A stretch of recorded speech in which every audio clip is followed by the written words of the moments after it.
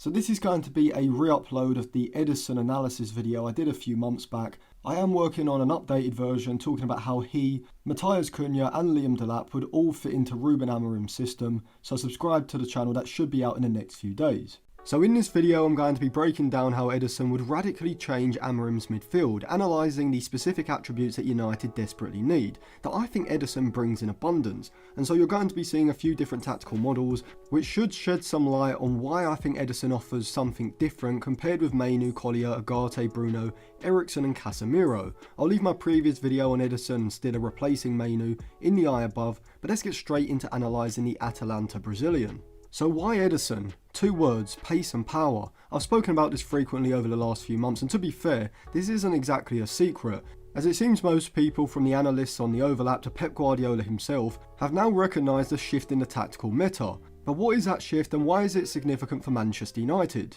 Well, if we look at Ederson, for a central midfielder, he's absolutely rapid over medium to longer distances. And you may say, well, he's not a winger or a fullback, so why does pace for a central midfielder matter? Well, I'll give you a perfect tactical example of how having a central midfielder with this type of pace not only improves the counter press, but also provides added defensive security. But before I break that down tactically, a quick reminder, if you do want to check out any cheap, good quality football jerseys, then go over to dragonjersey.com. They've got a variety of different current season and retro shirts, including the Manchester United jerseys going all the way back to the early 90s. Depending on where you live, you can get 7 to 12 day delivery time, as well as a 30-day money-back guarantee. But if you do want to get in contact with them to check any of the information, they do have their WhatsApp and email on the site. If you use code ATLANTIS at checkout, you will get a 10% discount for a limited time, so I'll leave it linked in the description and comment section below, and remember to use code ATLANTIS to get your 10% discount. So let's say United have possession in the opposition's final third, and Mazraoui, the right-sided centre-back, has pushed forward down the right side,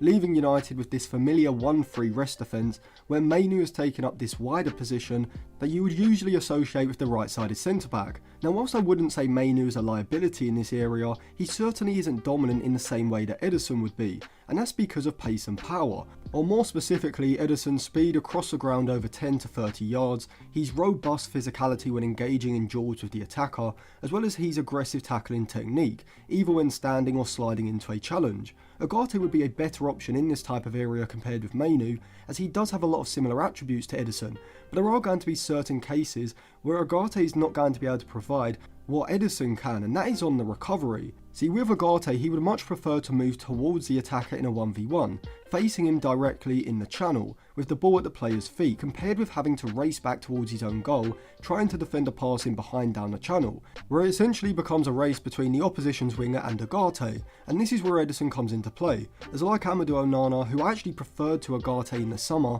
Ederson is fantastic on the recovery. And so whilst at the moment Amorim may be reluctant to push one of the wide centre-backs forward and to have either Ugarte or Mainoo taking up a wide position in the rest defence, because of this exact situation, Ederson would be perfect for this role. But also just in general, having the extra burst of acceleration over shorter distances and the recovery pace over longer distances is going to allow United as a whole to win more loose and second balls in central midfield, have a more aggressive counter press, as well as being able to stop attacks or just hold them up. And so these would probably be the main areas where United would see an upgrade from Mainoo to Ederson. However, by looking at Ederson's FBref report over the past 365 days, you may be surprised to see that he isn't actually a high volume tackler like Ugarte is, ranking only in the 20th percentile for the amount of dribblers he has tackled, and the 6th percentile for the dribblers he has challenged. Although he does rank very highly for the percentage of dribblers he has tackled, as well as his interceptions ranking pretty highly as well. And this is in direct contrast to Ugarte, who is an incredibly high volume tackler,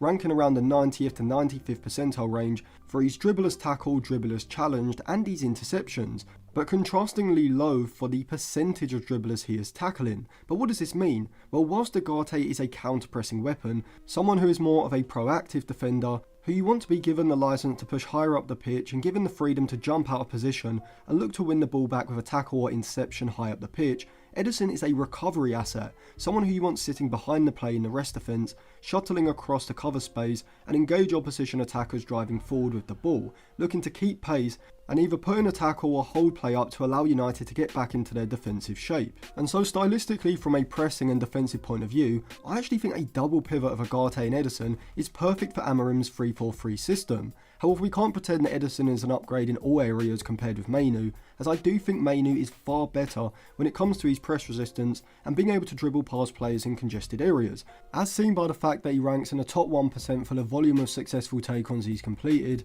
as well as the 91st percentile for his carries into the penalty area. Ederson, on the other hand, doesn't quite have the same level of close ball control as Mainoo, which is reflected in his take-ons, sitting slightly lower around the 60th percentiles. However, I do think from the eye test, and even statistically as well, Ederson is the better ball carrier through space in the centre of the pitch, and this is another key attribute I think United's midfield is lacking. But why is ball carrying ability so important? Well, before I break that down, a quick reminder, I do have a Patreon where I do release articles on niche topics. I've recently released a couple of articles on Louis Vuitton and Red Bull's takeover of Paris FC, making them the richest club in world football, as well as looking at the future of these type of collaborations in football ownership. So if you do want to check those articles out, you can get a 7-day free trial. You can also sign up for my in-game Instagram group chat. So I'll leave my Patreon linked in the eye above, description, comment section, and on the end screen after the video. So powerful ball carrying ability is massively underrated, I think, and this is why. Let's say the opposition have possession in United's half